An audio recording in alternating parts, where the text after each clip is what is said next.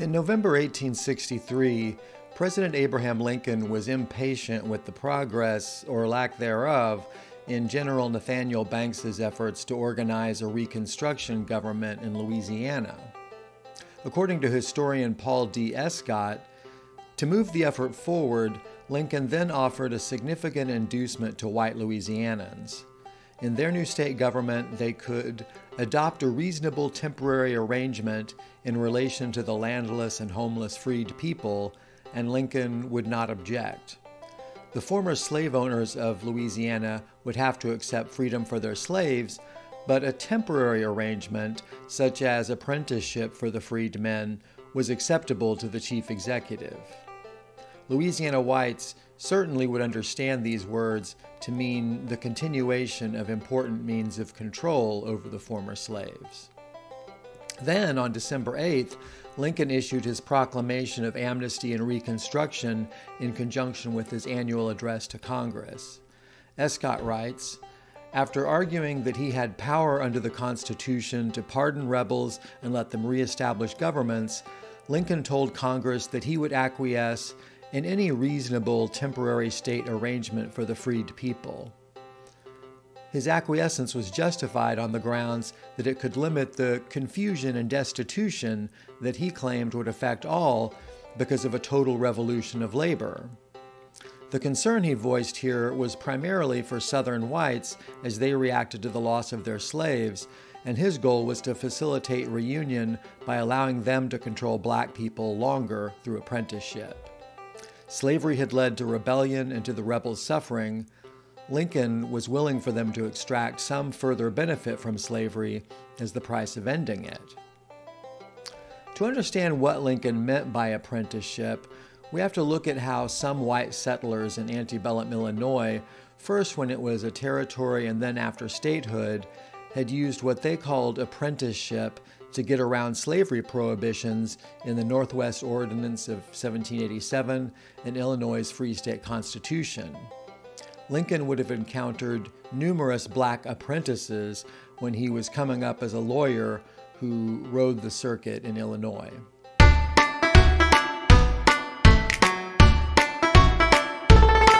As Escott tells it in his book, What Shall We Do with the Negro? Lincoln, White Racism, and Civil War America, a series of Illinois' territorial governors proved highly responsive to slave owners who wanted to retain human bondage.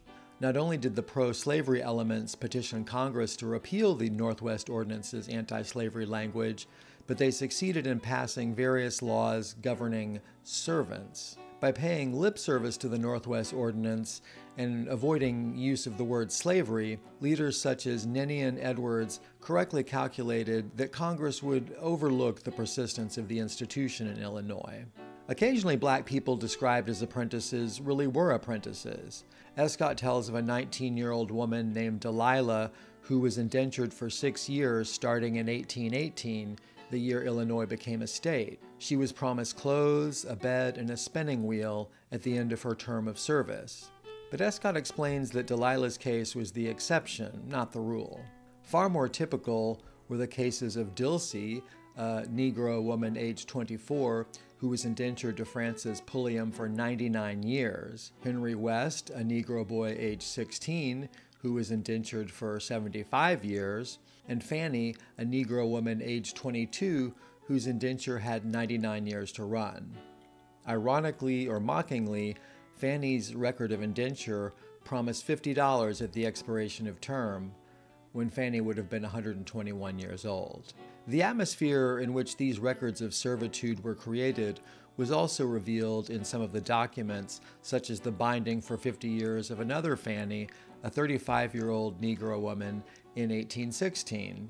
The county clerk of Edwards County noted that Fanny was in a state of pregnancy and cannot travel to the county clerk's office and has agreed to the term of service of 50 years. Clearly, ascertaining Fanny's willingness to spend the rest of her life in servitude was of little importance to the county clerk. Escott calculates that 57.5% of all those indentured were under the age of 20, with another 36.6% being adults aged 20 to 40. About 17.7% of the terms of service were for 50 years or more, 33.1% were for 30 to 50 years, and another 22.6% were for 20 to 30 years. Thus, with 96.4% of the indentures being recorded before 1819, and considering that the life expectancy of slaves was not long at this time, it is obvious that most of those indentured were slaves who, under this legal arrangement, were going to have to serve the rest of their lives in bondage, even though they would live in a free state. This was the backdrop against which a young Abe Lincoln built his law practice in Illinois, and his social and personal life brought him into close contact with people who practiced slavery by another name. Ninian Edwards, the former governor, held a number of indentured servants whose terms of service probably spanned their productive working lives. And his son, Ninian Wirt Edwards, included Lincoln in the Sunday soirees at his opulent Springfield mansion, which is where Lincoln began courting Mary Todd, who was visiting her sister, Elizabeth Todd Edwards. Ninian Edwards became Lincoln's brother-in-law when Mary and Lincoln married. As Escott writes, from his experience in Illinois, Lincoln also knew well that prejudice against African Americans had remained strong. Early state laws prohibited black men from voting, serving in the militia, or assembling in groups, and immigration to the state was discouraged. In 1847, a new state constitution called on the General Assembly to prohibit the immigration of free black people into Illinois and to bar slaveholders from introducing slaves for the purpose of freeing them. The legislature did not act until 1853, but then it passed a harsh black law that imposed numerous penalties on an African American visiting the state who remained for more than 10 days. These black laws won strong support from the state's voters even during the Civil War, and they would not be repealed until 1865. In short, Lincoln didn't have high expectations for the improvement of American race relations, nor was he interested in prioritizing policy around trying to improve them. He was a man of his time. As Escott puts it, Lincoln was influenced by the depth and breadth of his society's racism and constrained by much conventional thinking on the race problem. As an ambitious politician who never was a zealous abolitionist, he entertained very modest thoughts about positive change in race relations. His behavior as president falls short of the virtues attributed to the mythical, iconic figure of a celebratory national culture because he accepted the persistent reality of an ugly racism that later generations have preferred to gloss over. When, in 1861 and 1862, Lincoln proposed schemes for gradual emancipation, he envisioned a process lasting into the 1890s or beyond, with some black people being obligated to serve their parents' masters until well into the 20th century. When he thought about the post-Civil War world, he imagined a society in which the realities of race relations would change only modestly and slowly, and with difficulty and conflict.